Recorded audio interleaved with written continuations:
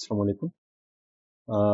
आज जो है वो हम कंप्यूटेशनल फिजिक्स की लैब से रिलेटेड जो है वो हम यहाँ पर बात करेंगे। तो कंप्यूटेशनल फिजिक्स जो है वो हमारे पास 2+1 क्रेडिट का कोर्स है, जिसके अंदर थ्योरी के साथ साथ लैब भी इंक्लूडेड है।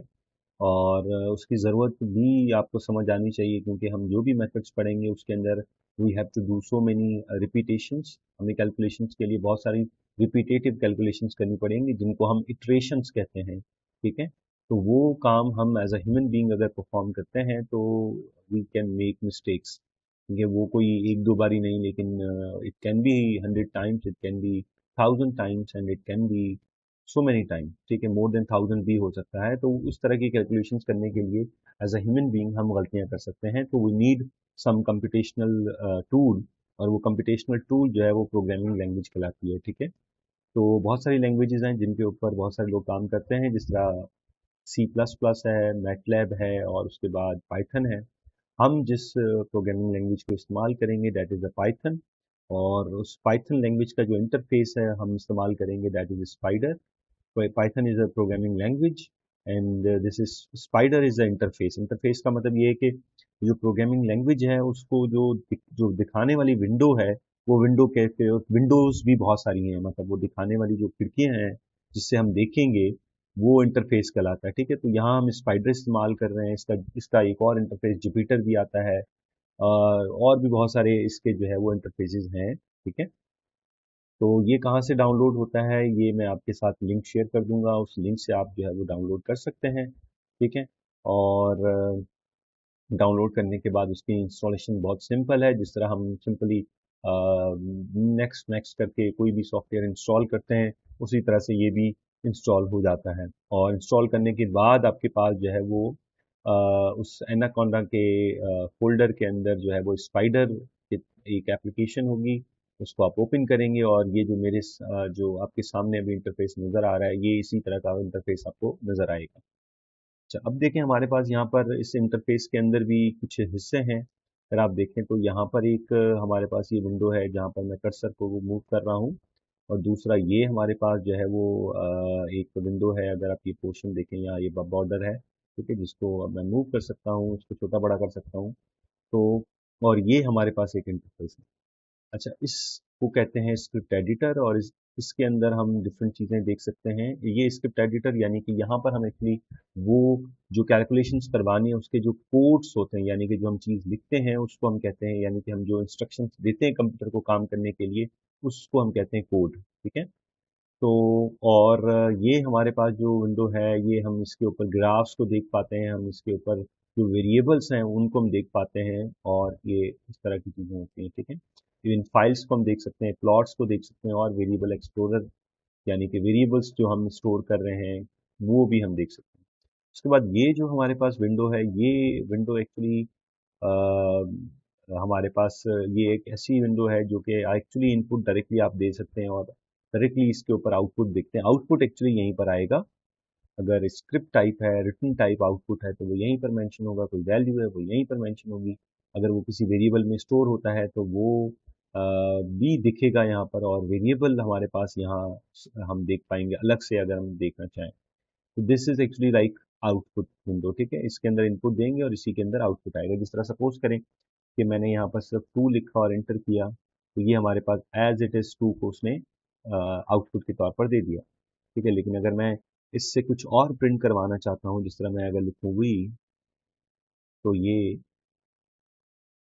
इसको अंडरस्टैंड नहीं करेगा। ठीक है, टू वॉज अ नंबर, एक नंबर था, मैंने उसको एज ए इनपुट दिया, उसने उसी नंबर को एज अ बाहर हमें आउटपुट के तौर पर दे दिया। लेकिन जब मैंने एक लेटर लिखा तो वो उसको अंडरस्टैंड नहीं कर रहा, और उसके लिए वो कह रहा है कि it is traceback most recent call lost last. ठीक है, ये कह रहा है name V is not defined. ये जो वी है, जो भी मैंने चीज लिखी है, ये डिफाइंड नहीं है। अब देखें होता क्या है कि जिस तरह हम एक ज़बान से दूसरी ज़बान सीखते हैं, तो हर एक ज़बान की अपनी अपनी कन्वेंशंस होती हैं। जिस तरह हम उर्दू के अंदर अपने लिए कहते हैं कि मैं, और इंग्लिश में हम उसको आई कहते हैं। नोबडी कैन आस्क के बाय आई, हम आई क्यों कहते हैं, कुछ और इसका लफ्ज़ हो सकता था। तो ये कन्वेंशंस होती हैं। तो ये कन्वेंशंस यहाँ पर भी हैं। हम अगर एक बात कंप्यूटर को समझाना चाहते हैं करने के लिए, तो हमें उसकी ज़ुबान में ही बात करनी पड़ेगी, ठीक है? और वो ज़ुबान जिस तरह मैंने आपको बताया लैंग्वेजेस वो पाइथन है, मैटलैब और ये सारी लैंग्वेजेस हैं, ठीक है? तो उनकी कन्वेंशंस को ही हमें इस्तेमाल करना पड़ता है, ठीक है? और हमें एक-एक चीज़ बतानी पड़ती है, मतलब ऐसा नहीं है कि हम कहेंगे कि ये अंडरस्टूड है, कि भाई ये काम ये अंडरस्टूड कर लेगा, ऐसा नहीं है। वो हमें मेंशन करना पड़ेगा, ठीक है? जिस तरह अगर सोचें कि मैं दो नंबर्स को मल्टीप्लाई कर रहा हूँ, तो मैंने लिखा टू जो है वो मल्टीप्लाई थ्री, तो ये हमारे पास आ गया, ठीक है? ये हमने ऑपरेशन दे दी। लेकिन अगर मैं जिस तरह हम उमूमन लिखते हैं 2.3, तो it will not understand it, ठीक है? वो उसको एज अ नंबर ट्रीट करेगा, तो कोई चीज़ अंडरस्टूड नहीं है, we have to mention it, हमें मेंशन करनी पड़ती है, ठीक है? तो हम कोई भी काम बहुत मर्तबा कर सकते हैं। इसी तरह कुछ चीज़ें, बुनियादी चीज़ें हम सीखेंगे। सबसे पहले हम बात करेंगे जो है जिस चीज़ के बारे में, वो ये है कि ओके, ये मैंने एक फाइल यहाँ से, ये जो है ये न्यू न्यू हमारे पास स्क्रिप्ट जो है वो आ जाती है, ठीक है? ये कह रहा है न्यू फाइल, ये न्यू फाइल हमारे पास यहाँ से हम बना सकते हैं, मैंने बना दी। उसका नाम ये है अनटाइटल्ड ज़ीरो, ठीक है? अच्छा, अब इसके अंदर सबसे पहली चीज़ कि हमारे पास जो जिस तरह वेरिएबल्स होते हैं मैथमेटिक्स के अंदर, उसी तरह यहाँ पर भी वेरिएबल्स होते हैं, जिनको हम यहाँ पर एक कहलाते हैं डेटा टाइप्स, ठीक है? अच्छा, ये जो मैंने चीज़ लिखी है ये कमेंट है। जब मैं स्लैश करके लिखता हूँ, तो ये चीज़ सिर्फ मेरे देखने के लिए, ये प्रोग्राम इसको या कंप्यूटर इसको नहीं देखेगा, ठीक है? जब मैं ये स्लैश लगा दूंगा तो ये उसको नहीं रीड करेगा, ओके? Sorry, data type.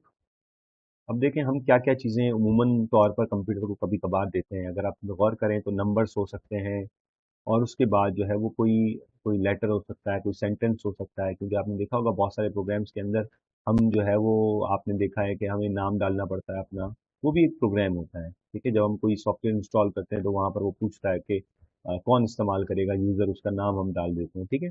तो इस तरह से हमारे पास, हम कभी कभार किसी प्रोग्राम के अंदर नीड होती है कि हम नेम्स या सेंटेंसेस भी देते हैं, ठीक है? तो वो, इसका मतलब ये दो क्लासेस हो सकती हैं। Number one is actually the numbers and number two is actually letters, ठीक है? अच्छा, अब जो हमारे पास जो नंबर्स होते हैं उनकी दो क्लासेस हैं। नंबर्स को हम जो है दो क्लासेस के अंदर बांटते हैं, ठीक है? तो नंबर्स नंबर जो है वो दो क्लासेस के अंदर हमारे यहाँ बटे हुए हैं। नंबर वन, जिसको हम कहते हैं इंटीजर। अब आपको पता है कि इंटीजर्स क्या होते हैं, हमें पता है positive and negative integer. Integers मतलब ये कि हमारे पास इट कैन बी 1 2 3 4 5 6 7, ये सारे हमारे पास इंटीजर्स कहलाते हैं, ठीक है? डेसिमल में कोई बात नहीं आएगी, डेसिमल नहीं आएगा, ठीक है? तो अगर डेसिमल नहीं दे रहे हम, ठीक है, तो उस नंबर को हम कहते हैं इंटीजर। और अगर हम डेसिमल दे दें तो हम उसको वैसे कहते थे रैशनल नंबर्स, ठीक है, या इरेशनल नंबर्स, ठीक है? तो यहाँ लेकिन हम उनको कहते हैं फ्लोट, ठीक है? फ्लोट्स। तो इंटीजर्स एंड फ्लोट्स ये दो क्लासेस हैं, ठीक है? अब इसके अंदर सबसे पहले मैंने एग्जांपल के तौर पर बता देता हूँ आपको कि इंटीजर्स कौन है। एग्जांपल के तौर पर आपके पास जो है वो, it is, it can be 0 1 2 3 4 and so on. It can be in negative numbers, ये नेगेटिव नंबर भी हो सकता है। जिस तरह हमारे पास मैं कहूँ इट इज -2 -1, ठीक है? तो ये हमारे पास इंटीजर्स कहलाते हैं। इसी तरह फिर हमारे पास फ्लोट्स। तो फ्लोट्स हमारे पास लाइक इफ आई से 2.1, ठीक है, 3.5 -6.5 एंड सो ऑन, इस तरह हमारे पास ये सारे नंबर्स कहलाएंगे फ्लोट्स, ठीक हो गया? तो ये हमारे पास नंबर्स ये है। और इसके अलावा, नंबर्स के अलावा जो चीज़ है, जिस तरह मैंने कहा कि वर्ड्स या लैंग्वेज की रिलेटेड चीज़ें, तो वो जो है वो हमारे पास जो लेटर्स इंक्लूड करते हैं उनको हम कहते हैं, वो सिर्फ दो तरह, एक ही तरह के होते हैं जिसको हम कहते हैं स्ट्रिंग। ठीक है,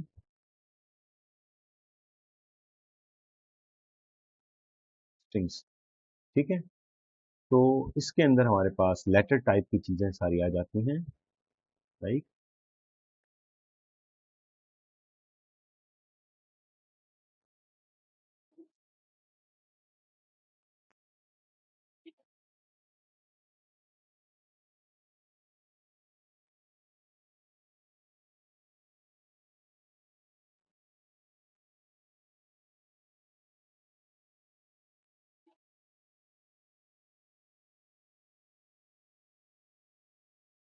तो स्ट्रिंग के अंदर हमारे पास क्या चीज इंक्लूड होगी,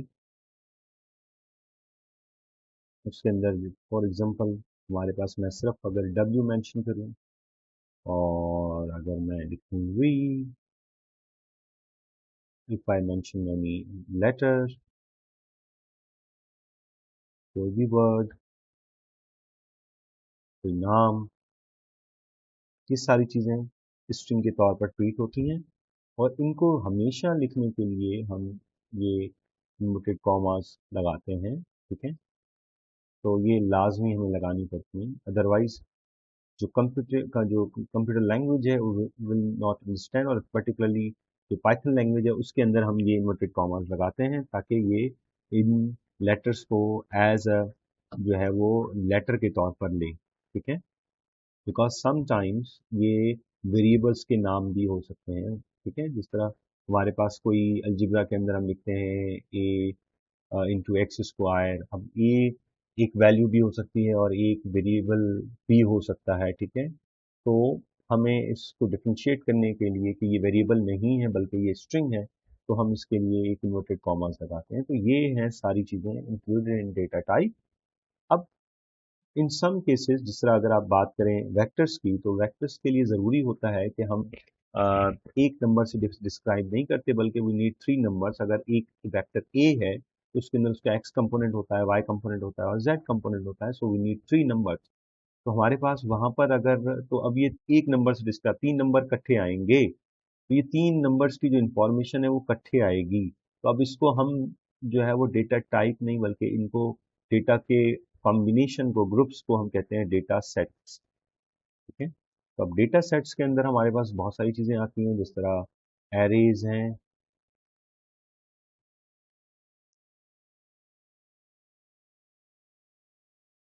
ठीक है, उसके बाद टपल है, और उसके बाद हमारे पास जो है वो और भी बहुत सारे इस तरह की हमारे पास डेटा जो है वो सेट्स होते हैं। अच्छा, डेटा टाइप के अंदर एक और क्लास भी है जिसको हम कहते हैं बूलियन। ठीक है, और बूलियन हमारे पास क्या होते हैं कि आपने देखा होगा सम टाइम इसके अंदर सिर्फ दो ही नंबर होते हैं, जीरो एंड वन। ठीक है, तो क्योंकि ये जब हम लॉजिक्स को ट्रीट करते हैं मैथमेटिक्स के अंदर, तो उसके अंदर वो लॉजिक या तो करेक्ट होगी या तो ट्रू होगी या फिर वो जो है वो इनकरेक्ट या फॉल्स होगी। ठीक है, तो करेक्ट को हम वन कह देते हैं, ट्रू को हम वन कह देते हैं, और अगर वो रॉन्ग है या फॉल्स है तो हम उसको जीरो कह देते हैं। तो इसको बूलियन अलजेब्रा के अंदर हम बात करते हैं। ठीक है, ओके। तो अब ये दो चीजें हैं जिनको आप ध्यान में उठा लें।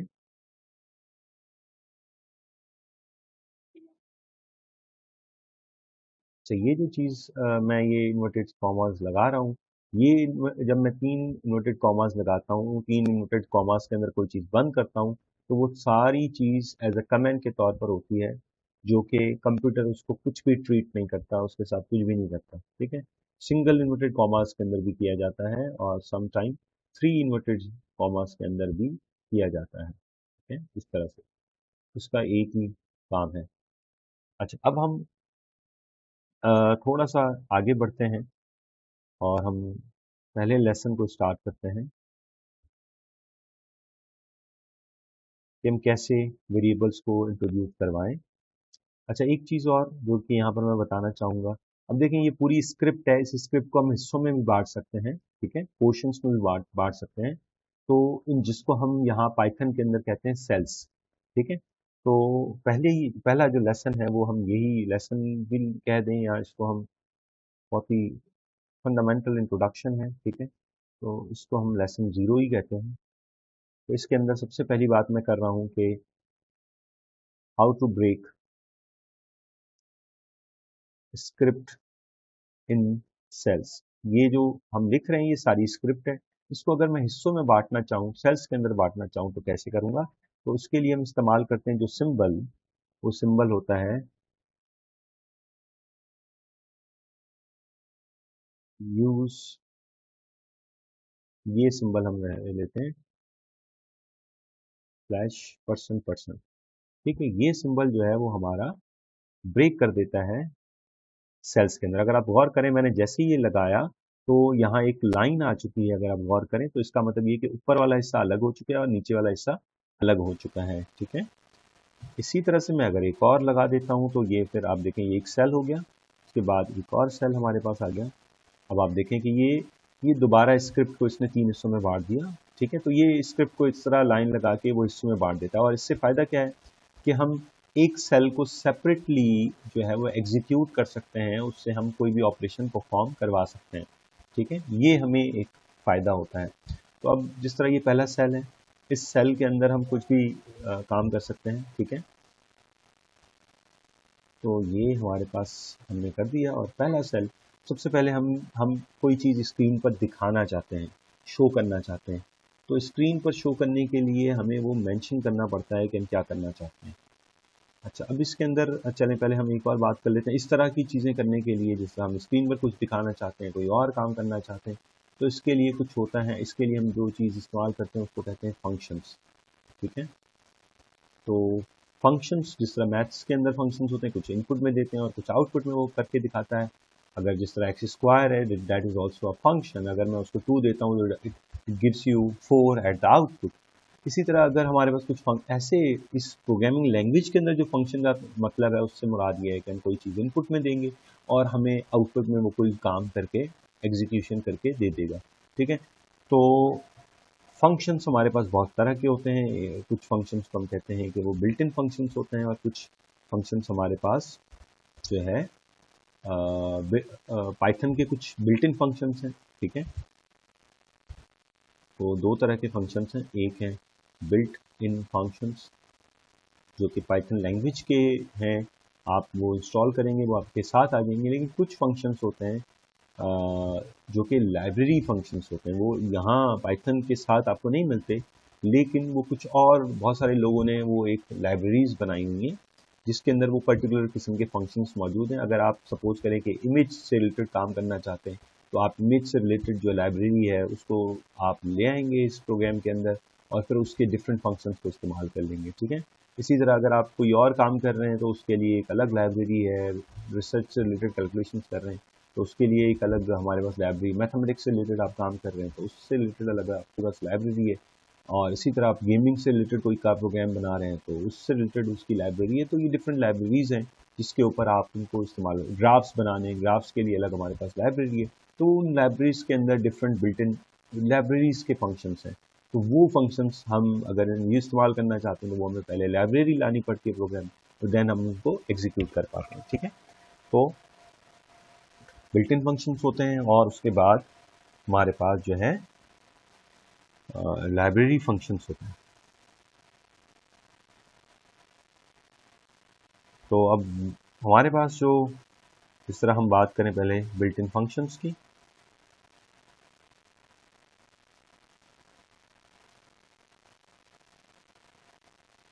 तो बिल्ट इन फंक्शंस में सिंपल के तौर पर हमारे पास है, जिस तरह अभी मैं लिखने जा रहा था प्रिंट, ठीक है। अब ये प्रिंट के बाद मैंने ये ब्रैकेट लगाई है, it means this function needs some input, ये इसको कोई इनपुट चाहिए और उस इनपुट के बाद ये आउटपुट करेगा। और यहाँ जो ये इनपुट लेता है वो इनपुट वो लेता है जो चीज़ हम उसको प्रिंट करवाना चाहते हैं, जो हम दिखाना चाहते हैं, ठीक है, ओके।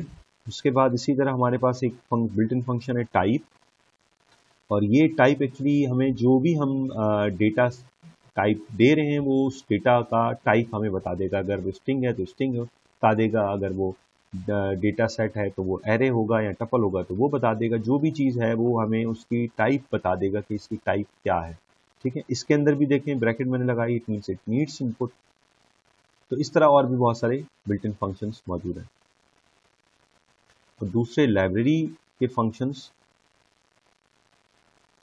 तो सबसे पहले तो हमारे पास लाइब्रेरीज कौन कौन सी होती हैं, बहुत सारी लाइब्रेरीज हैं। जिस तरह हमारे पास नमपाई है, नमपाई, साइपाई, इसी तरह आपके पास जो है वो मैटप्लॉटलिब है, इसी तरह और भी बहुत सारी लाइब्रेरीज हैं। ठीक है,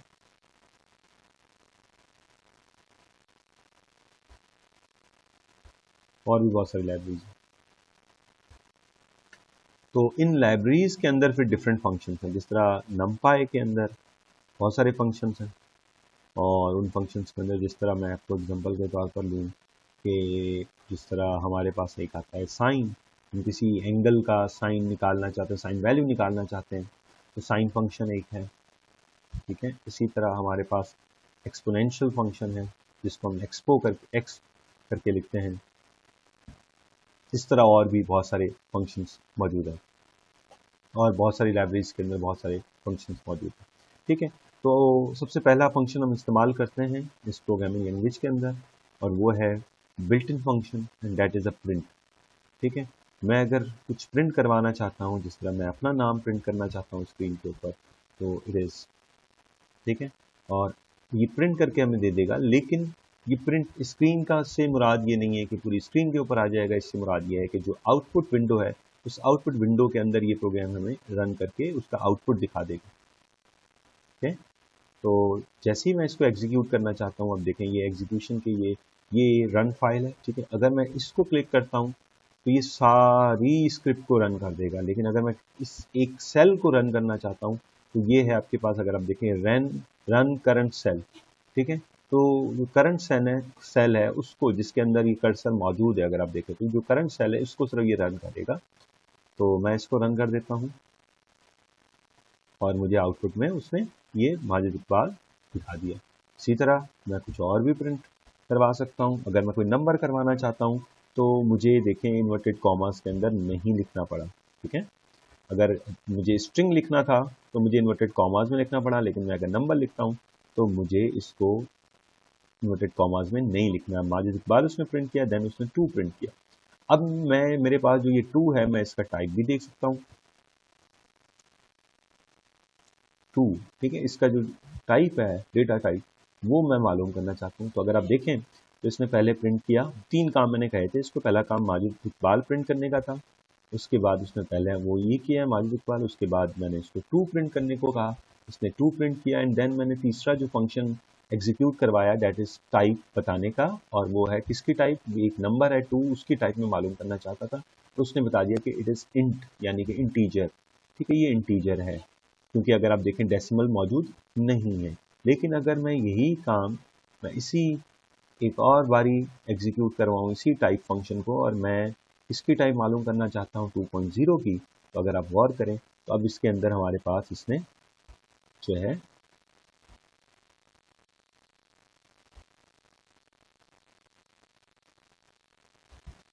ये हमें टाइप बता दी है फ्लोट। ठीक है, और अगर आप गौर करें तो ये जो प्रिंट करने का जो है वो हमारे पास उसने सिर्फ स्क्रीन पर दिखाया है, और जो एग्जीक्यूशन हुई है, जो आउटपुट है, वो सिर्फ ये फ्लोट है। ठीक है, ये इसका आउटपुट है। प्रिंट करने का काम सिर्फ प्रिंट करना होता है, वो प्रिंट कर देता है, लेकिन वो टाइप नहीं बताता। तो यहाँ पर ये उसने एज आउटपुट हमें टाइप बताया। ठीक है, तो इसी तरह मैं इकट्ठे भी कर सकता था कि इनको इकट्ठे काम करवा सकता था कि मैं इसको कॉमा करके लिखूं, और मैं यही काम इकट्ठे करवा सकता था। अगर आप गौर करें तो इसमें अब पहला वाला इंट है और दूसरा वाला फ्लोट है। ठीक है, तो ये इस तरह हमारे पास हमने दोनों की डेटा जो टाइप है वो मालूम कर ली। तो ये हमारे पास इसके जो है वो टाइप है।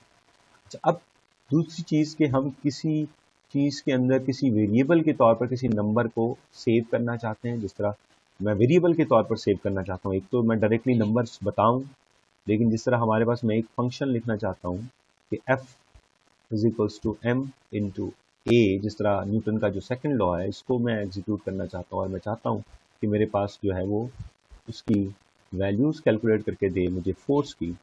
तो उसके लिए अब देखें इसने यहाँ पर क्रॉस शो किया। ये क्रॉस हमें बताता है कि कोई ना कोई आपने इस लाइन के अंदर, कोड की इस लाइन के अंदर कोई ना कोई गलती की, और वो क्या वो है वो बता देता है। ये कह रहा है अनडिफाइंड नेम एम, यानी कि जो ये एम है ये अनडिफाइंड नेम है। अब अगेन वही वाली बात कि ये स्ट्रिंग है, ये कोई वेरिएबल है। अगर कोई वेरिएबल है तो पहले बताना पड़ेगा कि वो वेरिएबल है, उसकी क्या वैल्यू है, वो सारी चीज़ें। ठीक हो गया। और इसी तरह ये कह रहा है कि अनडिफाइंड ए नेम, ए भी जो है वो अनडिफाइंड। तो ये हमें पहले बताने पड़ेंगे और देन हम उनको इस्तेमाल कर सकते हैं। तो मैं कह रहा हूँ एम जो है वो हमारे पास 2 है और ए जो है वो हमारे पास 1 है। अब ये क्रॉस नहीं शो कर रहा बिकॉज मैंने इन दोनों को डिफाइन कर दिया।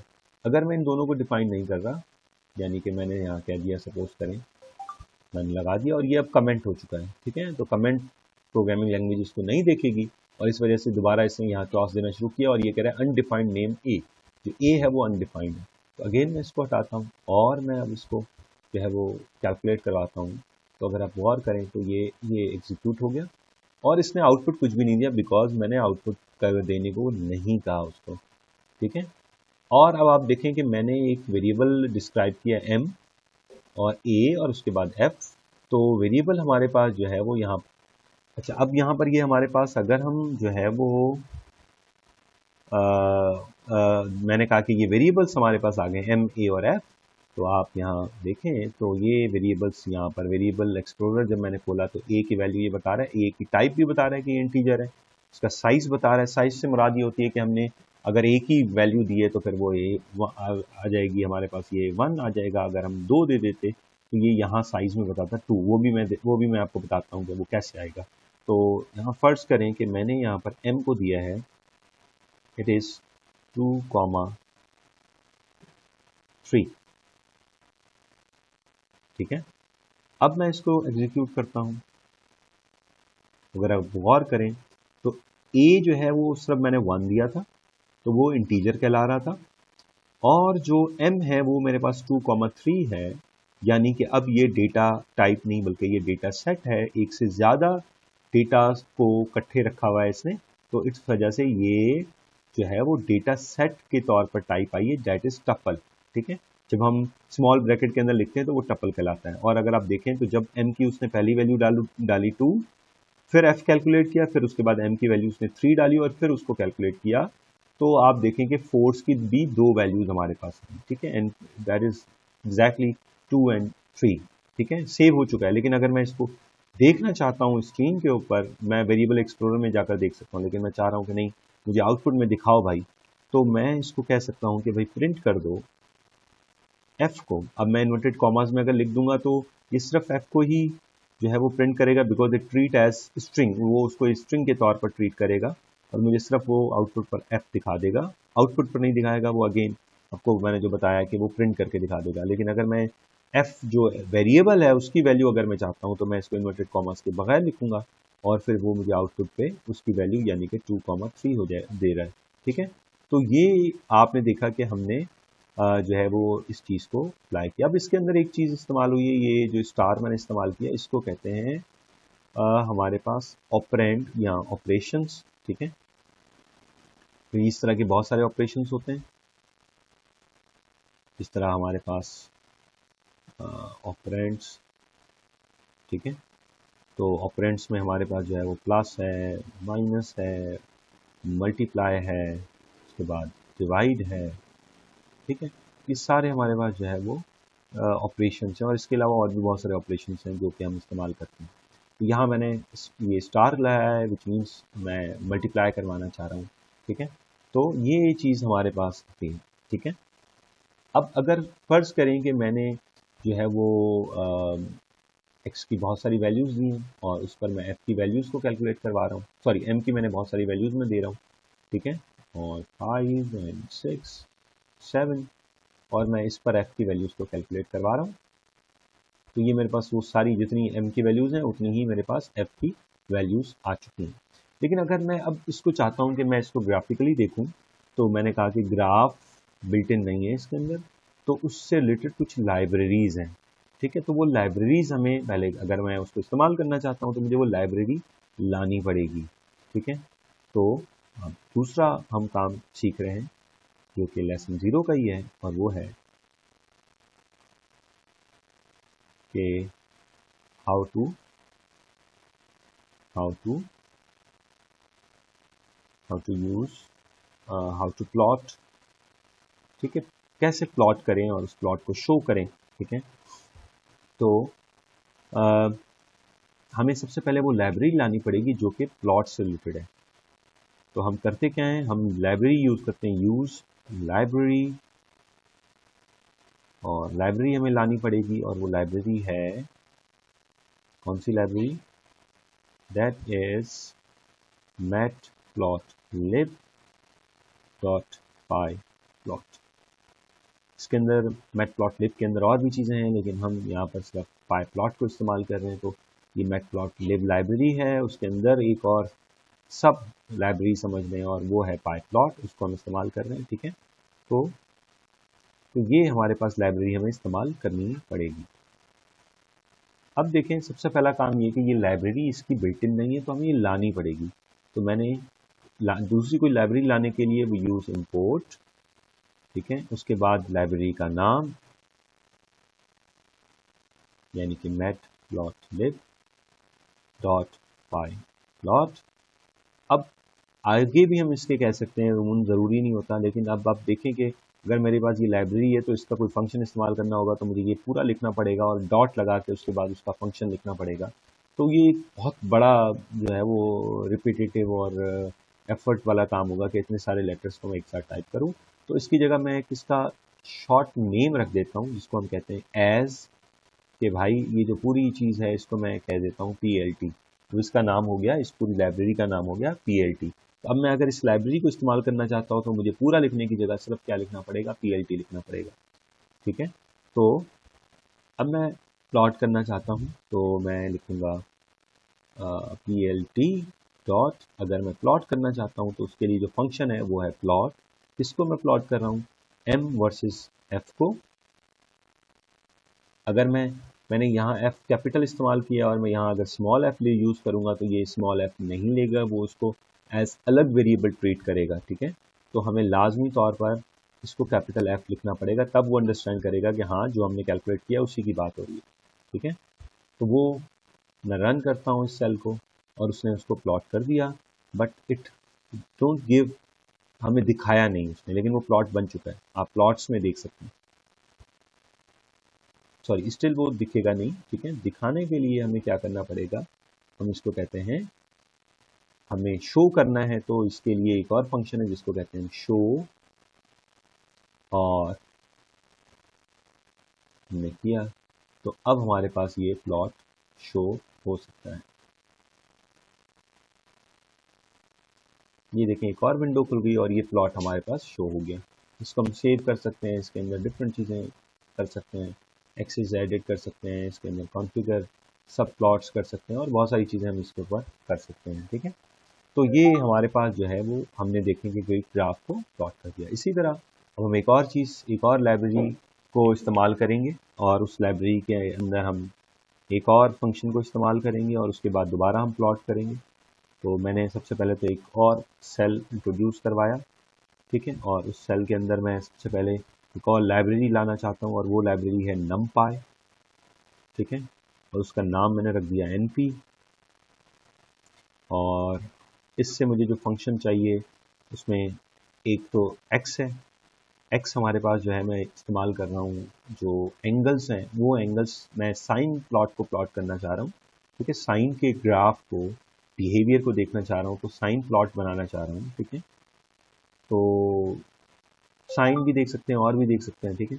तो चलें हम एक से ज़्यादा चीज़ें देखेंगे एक ही के ऊपर, ठीक है। तो x हमारे पास है, मैंने कह दिया कि इट इज सिक्सली,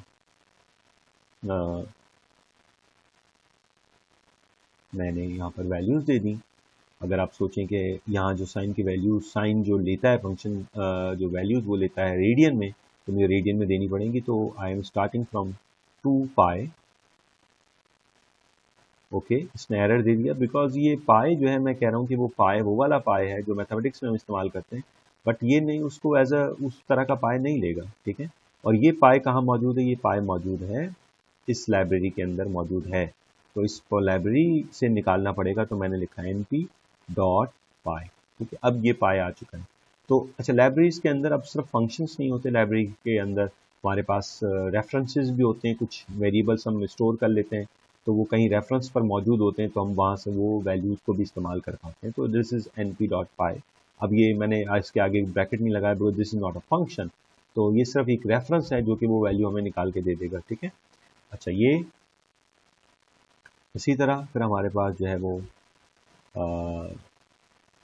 अब एक एक हमें ये करना पड़ेगा कि हम इसकी जितनी भी वैल्यूज लिखना इस्तेमाल करना चाहते हैं वो सारी वैल्यूज हमें मेंशन करनी पड़ेंगी। जिस तरह -2 एन पाई, उसके बाद मैंने लिखा कि भाई इट इज़ 1 -1.8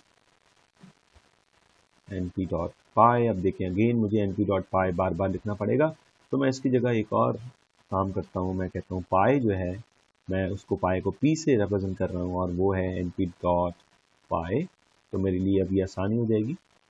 अब मुझे ये बार बार यहाँ पर जब मैं फॉर्मूला बना रहा हूँ तो मुझे पाई लिखने की जगह मैं सिर्फ p लिख कर भी काम चला सकता हूँ।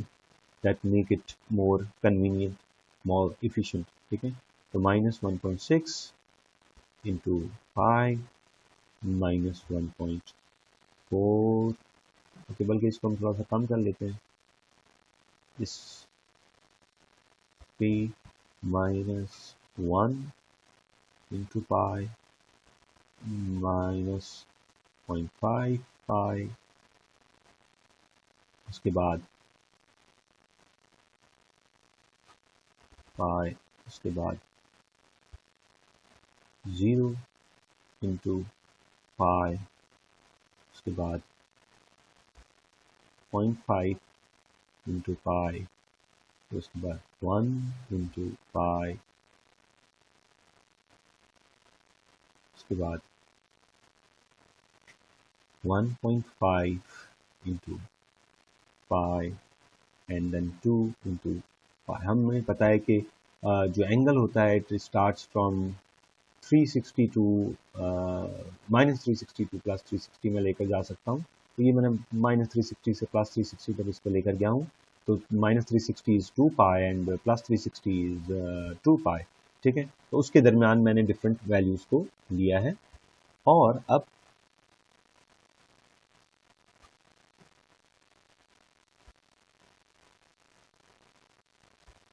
तो ये हमारे पास आ गई, और देन अब हमारे पास ये x आ चुका है, ठीक है। दैट इज एक्चुअली एंगल, तो मैं इसको बल्कि कैपिटल A से रिप्रेजेंट कर देता हूँ, ये एंगल्स है।